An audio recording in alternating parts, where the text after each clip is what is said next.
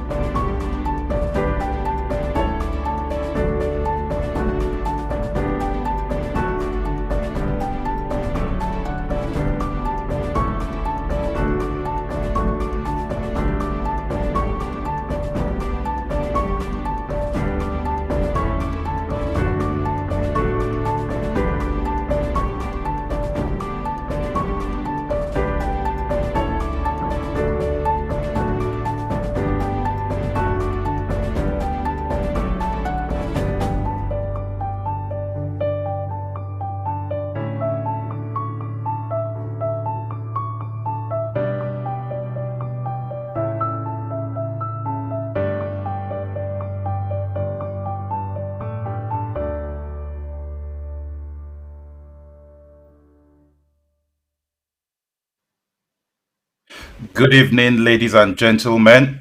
Thank you for joining us again for another session of Through My Eyes with Professor Bolaji Akinyemi.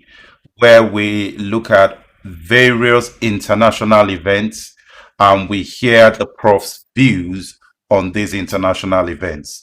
For those of you on YouTube, Facebook, Instagram, whatever channel you're on, please feel free, send your comments in during the show, and I'm sure the Prof will be glad to respond to those. Before we go into the session today, and we have quite a lot of points to touch on, Prof, there was something you wanted to say regarding some of the comments in our previous show.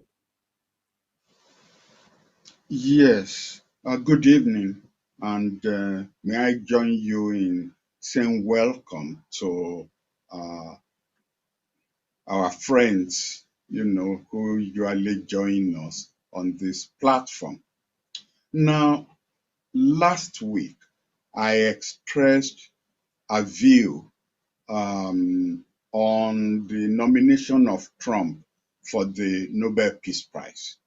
Uh, I think I kind of held my nose and reluctantly endorsed that call. Now, I got several comments, some of them sent to me directly on this issue, and I'd like to share two of them with you. One wrote, on Trump, I don't think he deserves a Nobel Prize. For one, nothing significant has been achieved on the substantive issues affecting the Middle East. In fact, Trump has sown more divisions by moving the capital of Israel to Jerusalem. Besides, the Palestinians have been left out. In fact, they have been betrayed. The second comment wrote, based on the totality of the impact of his domestic and foreign activities, Trump does not deserve to be nominated for a Nobel Peace Prize. There is no brilliant, innovative strategy involved in seizing the opportunity of a heightened enmity between Arab Sunni countries and Shia Iran, some of it promoted by Trump himself.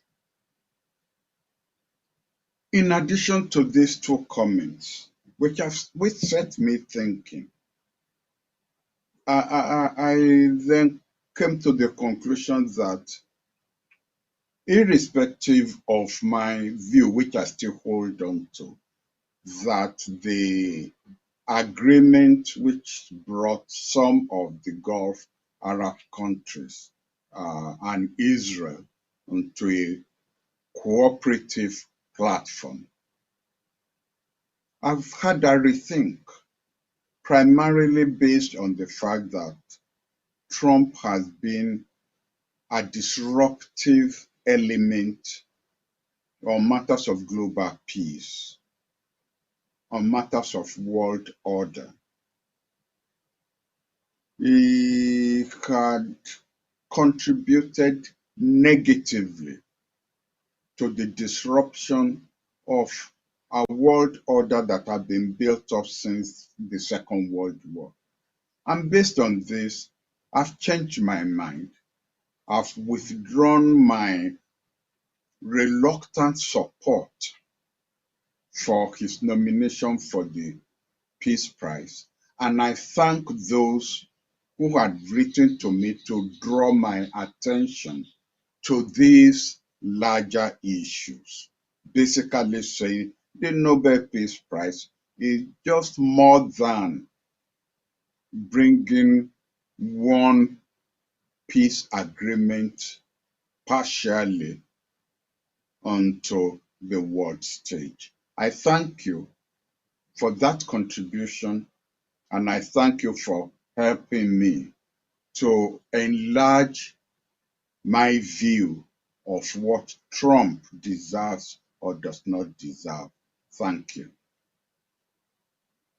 While we're still on this issue of uh, Trump and the U.S., um, Prof, we had the second female justice of the U.S. Supreme Court pass on quite recently. Um, First of all, how do you react to the news of the passing of Ruth Bader Ginsburg? Uh, how do you respond to that, Prof? Well, somebody who dies at a ripe old age in most cultures in the world, it will be a cause for celebration. It will not be a cause for lamentation. So it's an opportunity to celebrate her life. It's an opportunity to draw attention to what she stood for. It is a life that encourages, especially the young ones whom we've talked about most times in this field. Why do I say so? When she passed out of university with a first-class degree in law, she couldn't get a job because one, she was a woman, two, she had a child, three, she was Jewish. And all these three were regarded at that time as making her unacceptable. She didn't give up. She didn't slump into her corner. She fought the discrimination. And perhaps because she was discriminated against so early in life, she made fighting discrimination through the law a passion that now made her a world figure, even getting as far as the Supreme Court. So that's the first lesson we should draw from her life. The second is don't join them. You stand for what you believe in. Most of her judgments or most of her opinions in the American Supreme Court were dissenting opinions. They were not opinions written on the side of the majority of the court. And when she was asked whether she didn't feel dispirited finding herself in this position, she said, no, I'm writing for tomorrow, not for today. I don't think it will have enhanced her status, her gravitas, her integrity if she had sided with the majority all along the way.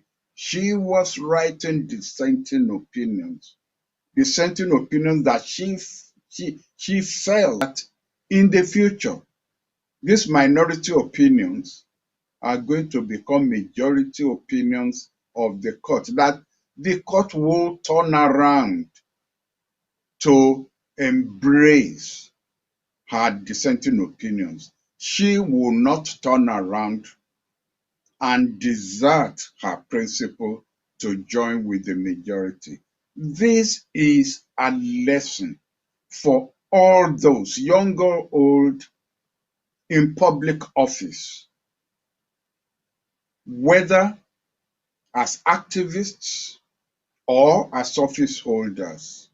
Think of what the world will think about you tomorrow, and not what you will gain by teaming up with a majority you don't believe in. Don't embrace principles that your heart does not go after.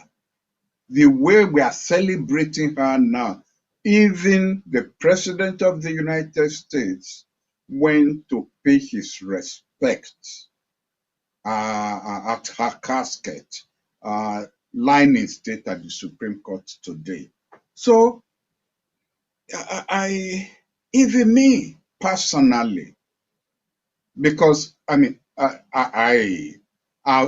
are times when I go through the valley thinking of the world, what's happened to the world, what will happen tomorrow to my country that is on the edge of disaster.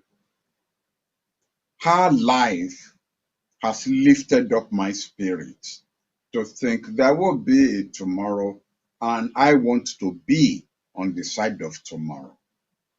Prof, there's a question I want to put to you here because you mentioned young people, lessons for the young ones there. There is this view that some people want to stay in office forever. And when you look at the Supreme Court judges here in the US, once you get nominated, you're kind of in that role till you die. What is your view on that first? And then secondly, is this issue of uh, people in office and the time they have to do anything tangible. Do they have enough time to do anything tangible in a 3-year window, 4-year window? I know in some African nations, it's a big issue when you see someone who has been in government for 3 years, 4 years. People start agitating. We want change. What do you think about these 2 points, Prof? Oh dear.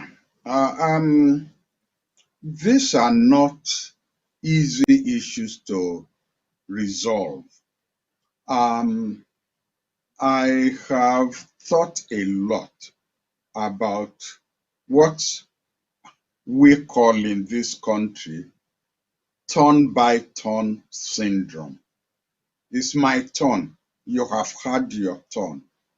And I have come to the conclusion, even though I know I will be opening up myself to severe criticism, that because I enjoyed um, public life from a very young age, I shouldn't be found advocating what amounts to blocking or removing the ladder for young ones. But ask yourself honestly, must all of us be Supreme Court judges? Must all of us be senators? Must all of us be members of parliament? Because really, this is what leads to this term limitation. You do your 4 years or maximum 8 years and let somebody else come in. The disadvantages of that is that it has led to lack of systemic planning for the development of countries. Because assuming you think you have a 4-year term, because never assume that you are going to be re-elected, how much planning can you do in the 4 years? How much implementation can you do in those 4 years? How much concretization of the product of your policies can you do within 4 years? And that is why in most countries where they do term limitation have given up on the concept of national development planning. It has then just become project by project. And if you're unlucky to be tossed out after 4 years, whoever comes in abandons your project because he wants to have projects of his own. But of course, if you are lucky that you are re-elected for another 4-year term, then you are lucky, your country is lucky, because then you can build on whatever it is you have achieved in the first term of 4 years. But given the fact that you have planned programs for just 4 years, even when you get the new 4 years, it's like you are going to start planning new projects for another 4-year period. So that is the disadvantage of term limitation. The advantage is, of course, if you have a lousy governor or a lousy president or a lousy senator, oh well, you get rid of him after maximum 8 years, and you hope you will be lucky with the new person that you are going to vote for. So you've got to, in each circumstance, you've got to weigh the disadvantages and the advantages. In terms of the Supreme Court,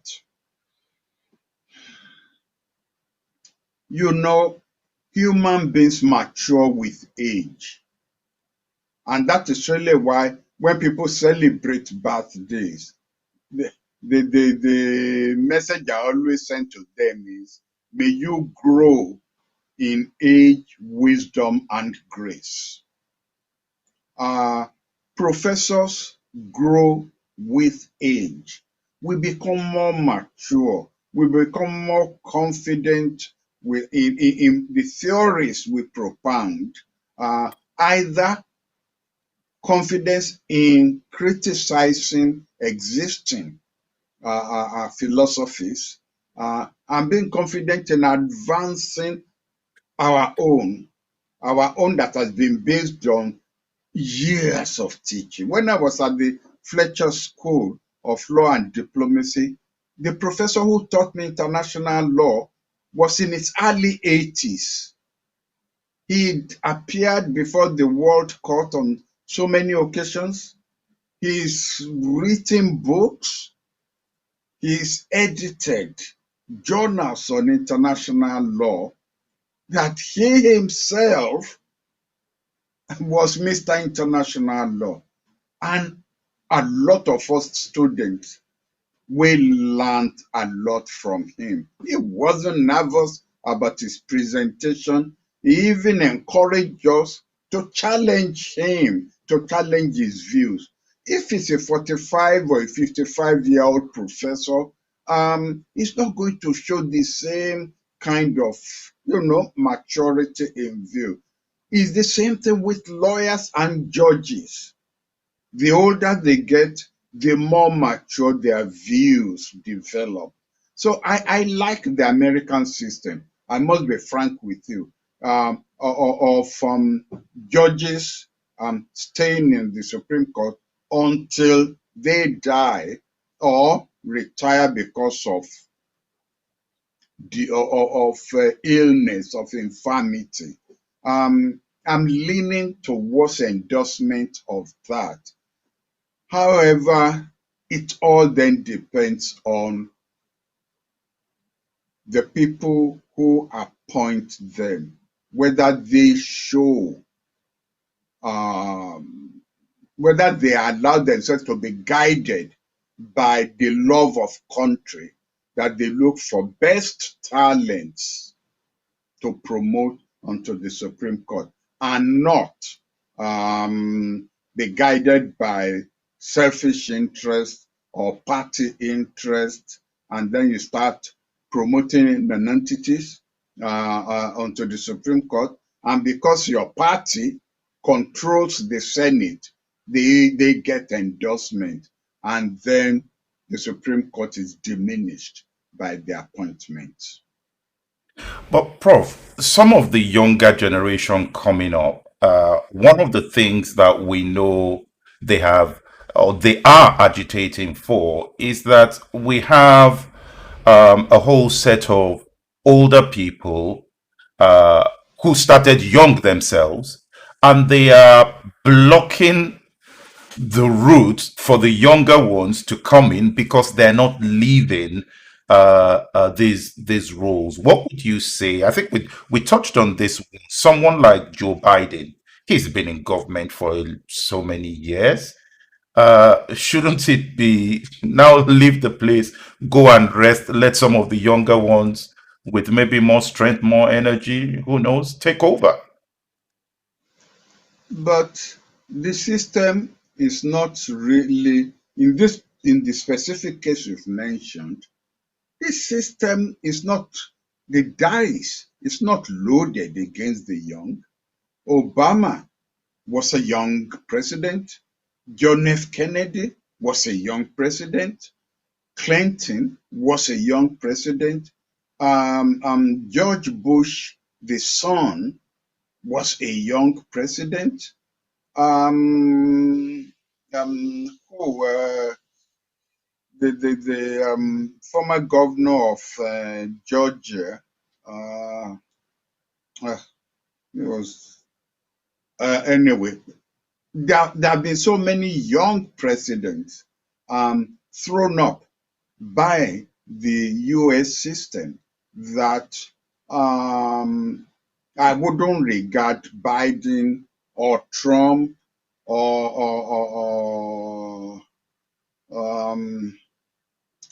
uh, Reagan. I wouldn't regard them as the norm. I would actually regard them as the aberration. And if you look at France now, I mean, it's being governed by a young president. If you look at the United Kingdom, after Margaret Thatcher, Mrs. May was not an old prime minister. She took over from that young man. Cameron, His David name Cameron, escapes me. Sorry? David Cameron.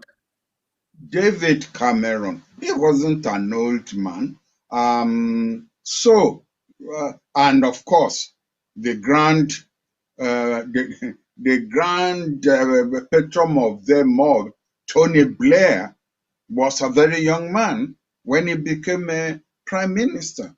So really, I don't think the system is loaded unless you are thinking specifically of India, of a lot of African countries. But then again, you go to Kenya, that is a young, they have a relatively young president now. So, you win some, you lose some. I don't think the world is loaded against young men. I don't. Thank you for that, Prof. Um, Now, also we've got this week the celebration of the United Nations at 75. Um, Now, thankfully, you've been around foreign policy all your life, really, and you understand the impact of the United Nations across the world. Do you think that the United Nations has a positive image, now at 75?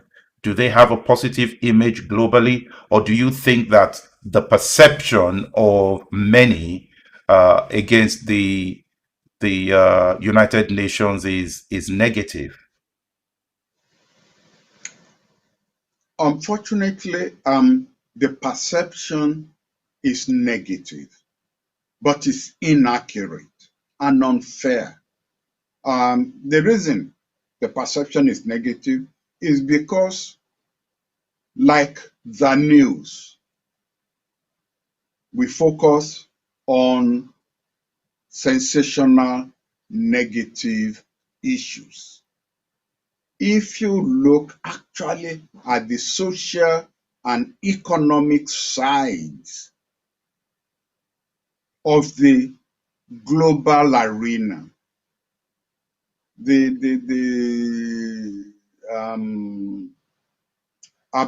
eradication of a lot of diseases, polio, measles, smallpox, tuberculosis, some of them not eradicated, but almost being fought to a standstill. You look at uh, economic development of a lot of countries in the third world. Let me use a language that is understood by everybody. Yes, not all the third world had developed to the level where we think they should be developed. A lot of this is the agencies of the United Nations that form the engine sponsoring them.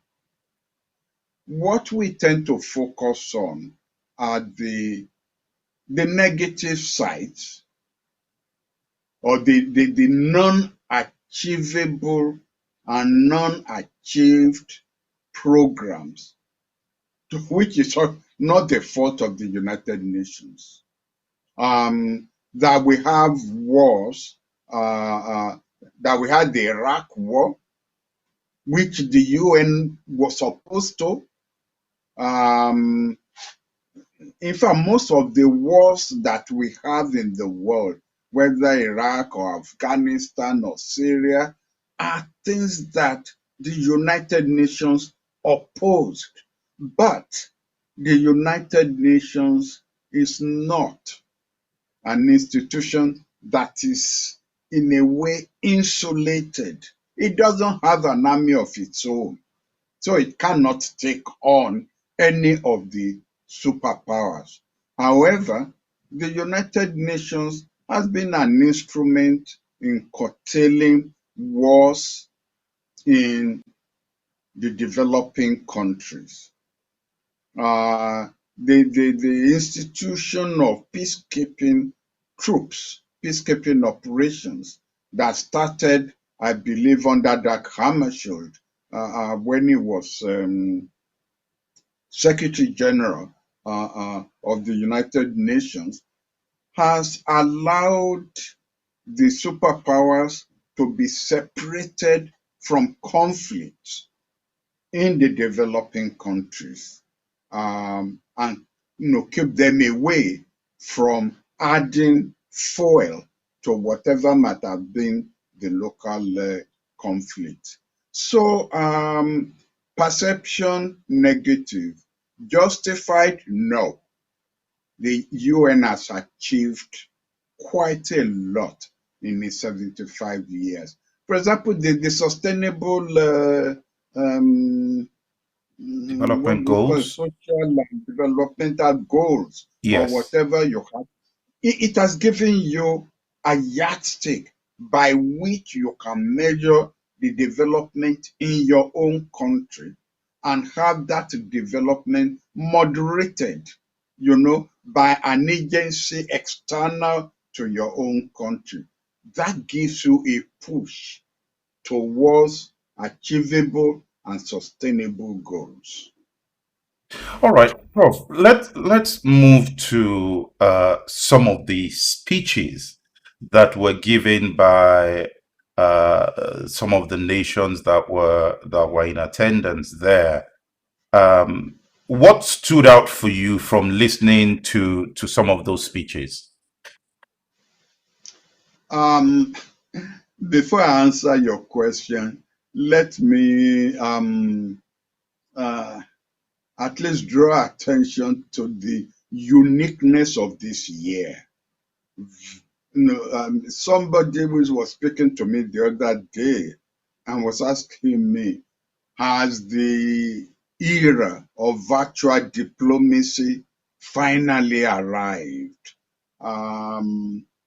Has this meant that diplomats will never meet face to face again and enjoy that Bonheim that you enjoy along the corridors of the United Nations building? Probably when we get the vaccine, uh, uh, face-to-face diplomacy will come back, but it may take about another 3 years or so before we will get that far. Will something be missing? Yes, I will admit that. There's some, you see, face-to-face diplomacy, while it does not lead to instant agreement, achieves at times the initiation of a process. It's like planting a little seed. Gradually, it sprouts, and then it takes some maturity at its own pace. Some of the sprouting may actually not deliver fruit. But with an absence of that face-to-face, you then don't get ideas and processes being planted. So to that extent, the earlier will go back to the face-to-face diplomacy, the better for the world. Prof, let me ask you a question on that point you raised there. For you, in this era of innovation and digital transformation that everybody is talking about, what would that look like in this world of diplomacy? Well, the less conferences to start with, which is not a bad idea. There will be less pollution of airlines flying, from one side of the world to another. That's number one. Number two, is cheaper on the budget of all countries. Whatever they save, hopefully they can divert to social and economic infrastructure. Unfortunately, hoteliers and owners of shops are bound to lose their customers. Around this time, it used to be impossible to get hotel accommodation at in New York, or even New Jersey, or even Connecticut, because they would have been booked 6 months, 9 months ahead. Whereas now, you can walk in and get a whole suite at even a discount. They'll be happy to see you. But there will still be achievements. There will still be issues that are, susceptible to virtual conferences, to Zoom conferences, and that nations will benefit from. Frankly, I think that conferences were getting out of hand. And they were becoming a strain on the talent and the energy of the diplomats that are involved. Maybe now there can be a concentration of visions and a concentration of values as you concentrate on the processes. But back to your question of pitches that have been delivered. I've been struck by three. The first was the unnecessarily bellicose and bullying style of President Trump. Addressing a campaign rally of your base is different from addressing the United Nations General Assembly.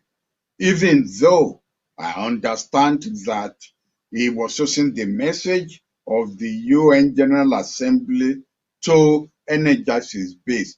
but you are speaking to the world. You are speaking to the global community. And, you know, diplomacy has its own style. It has its own grace. And you're supposed to cue into this. Trump didn't really speak as the leader of the world to me. That position was taken by China. The Chinese president took on if you, a president, he had a presidential aura around him. And apart from his style, you could see he used the platform of the UN to offer Chinese contributions towards global peace, towards development, towards post-COVID-19 economic development, towards a world that will be better prepared to handle a future pandemic. He did this, with style, which was something that normally one associated with the America of Obama, the America of Clinton, the America of John F. Kennedy. The third one that caught my attention was the speech by the King of Saudi Arabia. It was not what he said, it's what he didn't say. He didn't mention the peace agreement between Israel and the Gulf Arab countries. He never made mention of it. And I thought that speaks volumes of his lukewarmness. That's the language I could use. His lukewarmness towards that agreement and his unpreparedness to be associated with it at this time. Prof, there's a question I have for you here in terms of China. Would the speech of the president have been a good one to maybe offer some sort of apology to the world? I know that some people have disputed whether this started in the pandemic started in China or not, but we know where it came from, what has been seen. Do you think he should have offered some sort of apology at that level for what happened and how China treated the pandemic at the early stages?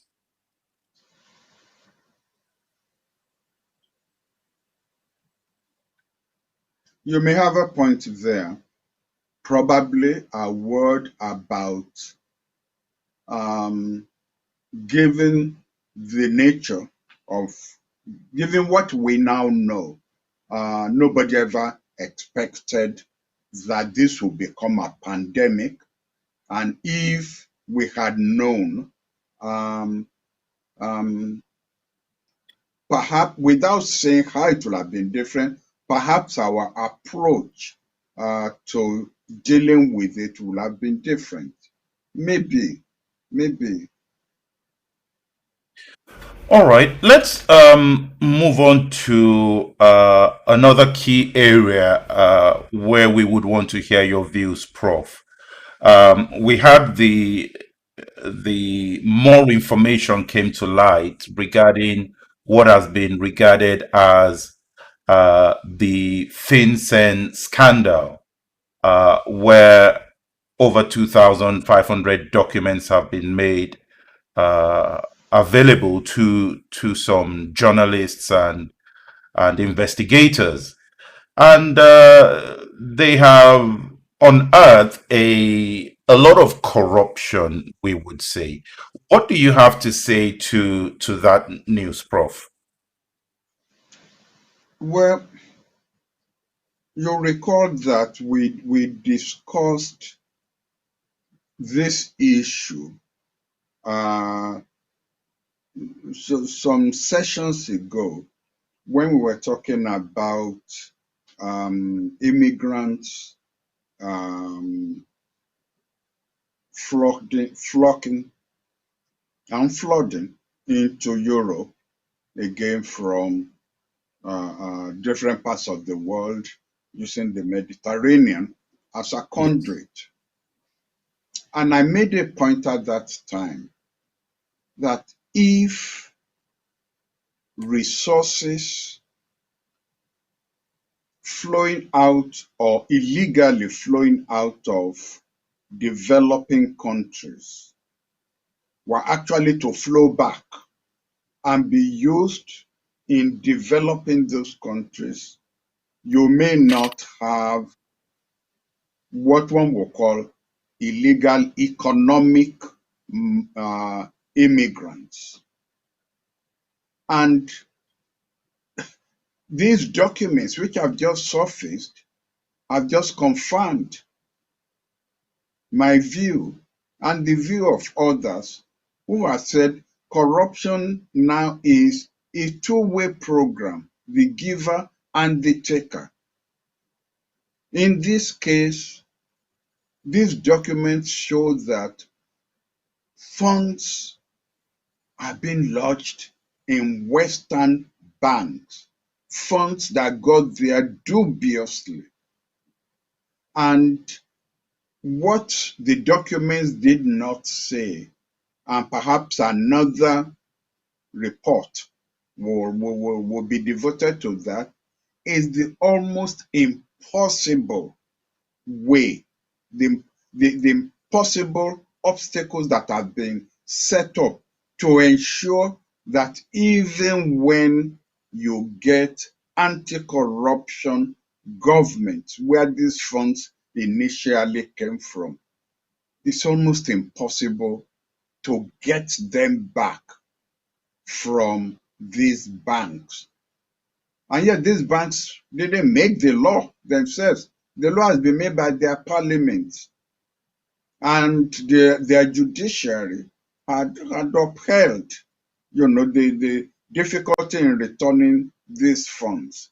So in a way, while we are blaming corruption among the leaders of the developing countries, let us also blame corruption in the Western countries that needs these funds to develop and to continue their own country. So in a way, is the report an exercise in hypocrisy? Oh yes, we've exposed once again the corruption of President XYZ. Although I must admit that this particular report lays emphasis on the banks, on Yes. Western banks as the conduit pipes for this.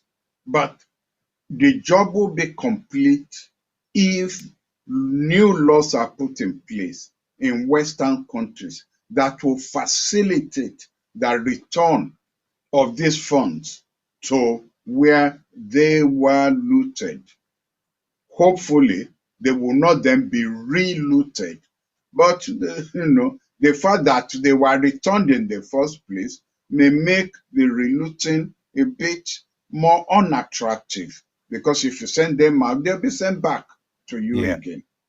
Yeah, but Prof, one thing I want to get your view on here is with all the noise that's been made about the discoveries here, yet again, it seems like we have more of the African leaders being called out in these cases. But surely there would, like you've already highlighted, there will be more than African leaders participating in all these things. What's your view on that?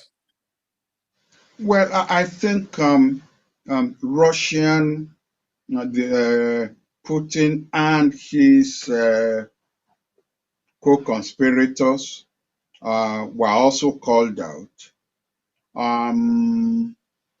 I saw a program somewhere, I can't remember where now, that although that also called out Indian leaders and their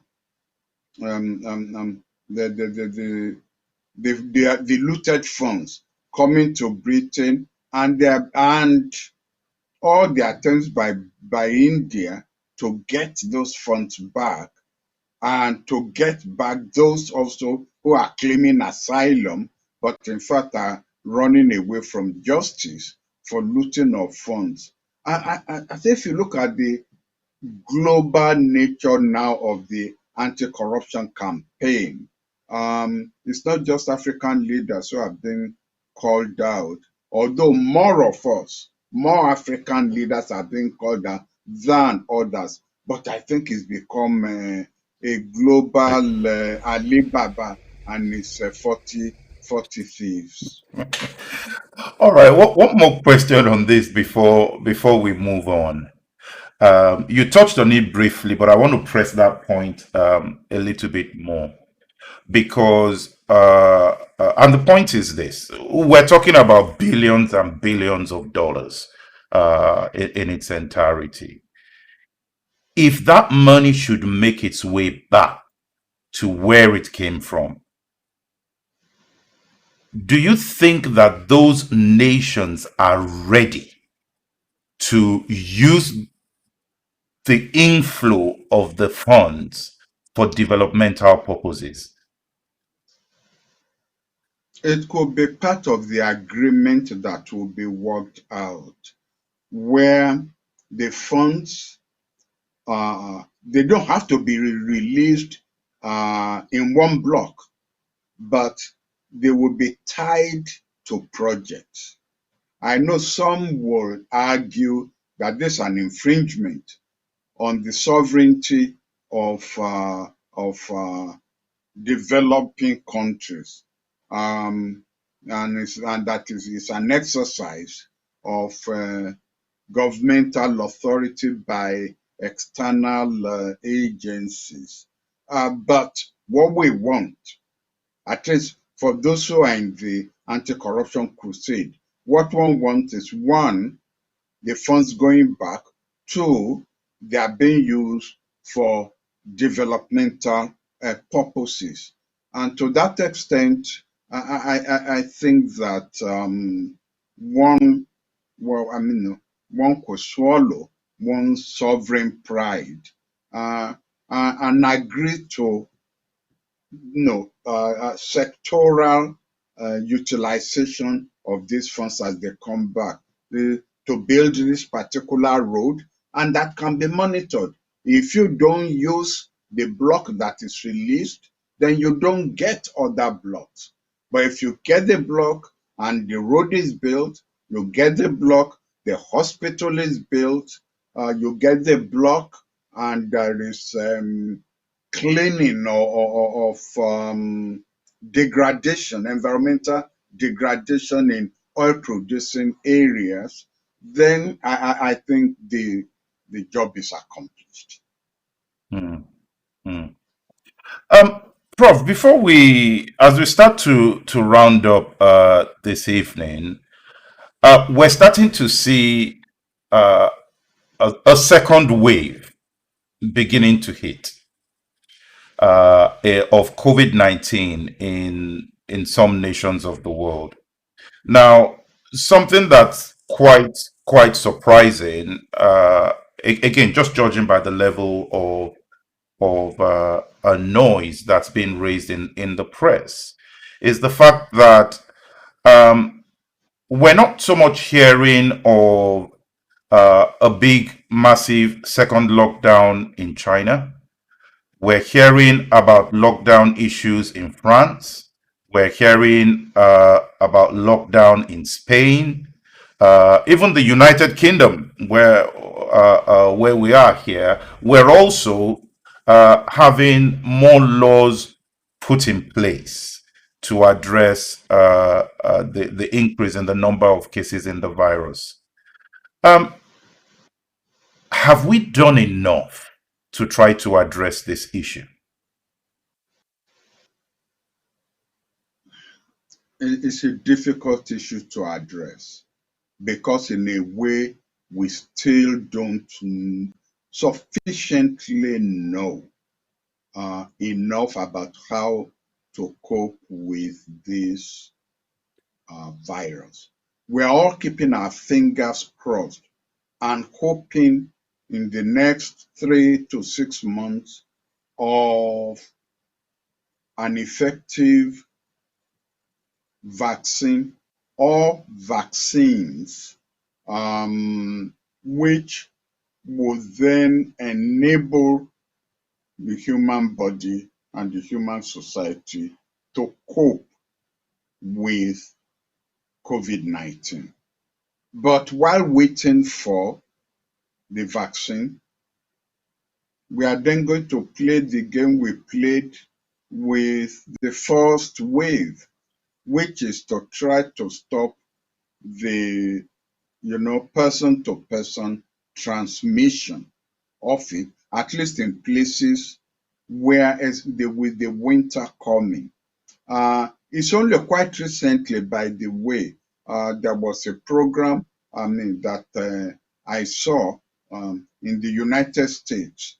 I don't know whether your platform, to avoid your platform being accused of promoting somebody else's program, don't let me mention it, but where it drew attention to the fact that scientists are not paying enough attention to the fact that there has been a leveling up of this virus in Africa. That Africa was not supposed to be able to cope with it. That at the beginning, people were talking about Armageddon, streets in Africa, littered with dead bodies, and yet that has not happened, and that scientists have not paid enough attention to why does it appear that Africa is being able to cope better with COVID-19 than she was expected to cope.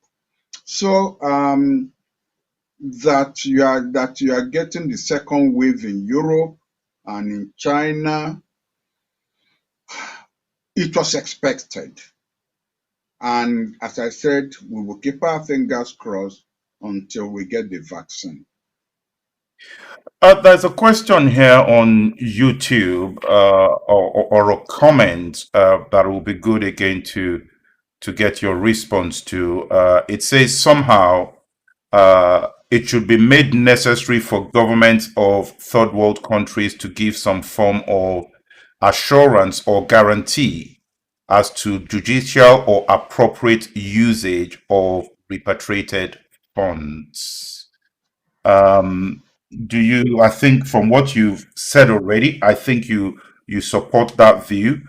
But given the fact that we're talking about assurances here, what assurances should third world governments be giving to foreign governments, particularly when some of the projects that are being embarked on, some of the populists regard as not strategic?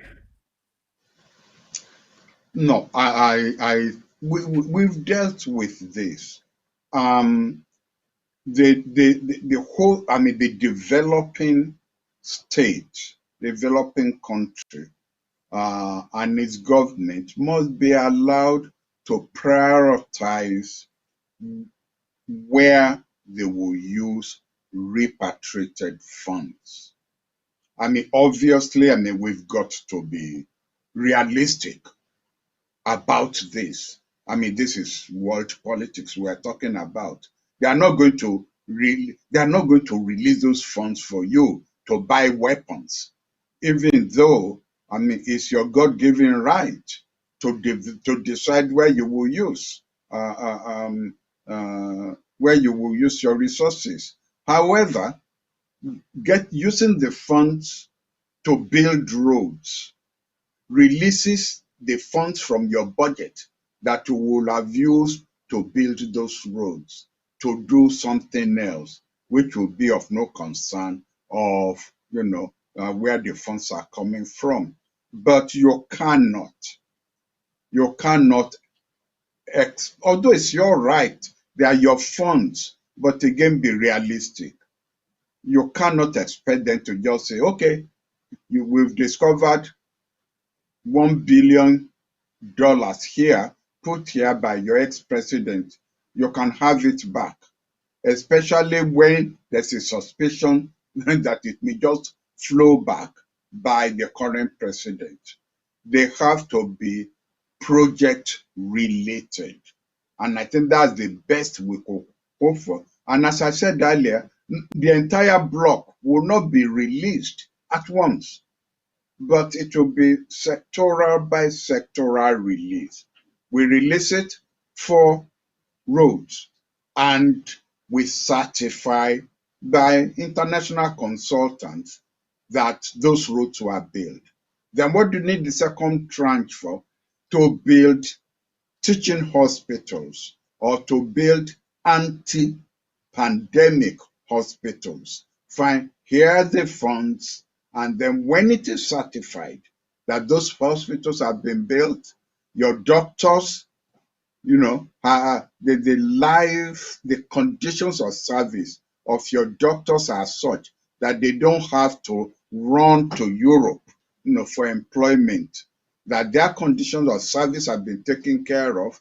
Then the last trench is again released for what? I don't know, anti-polio, anti-measles, and for development of your young children. To me, that is the best approach. Thank you so much, Prof, for your comments this evening. And want to thank our viewers. Prof, any last words to our viewers for today? Again, to thank them for joining us. I don't know how many of them we have today, but even if it's only one, I appreciate the audience. I appreciate the comments, and I'm grateful that they are part of our program. And I thank you, Mr. Moderator. I thank you too. Thank you very much, Prof. We've got increasing numbers on YouTube, increasing numbers on Facebook, increasing numbers on Instagram, and this is on Twitter as well. So we really want to say a big thank you. Share the word, let others know about this program. We'll be back again next week, Thursday, with the Prof on more international issues. Thank you for joining us this evening.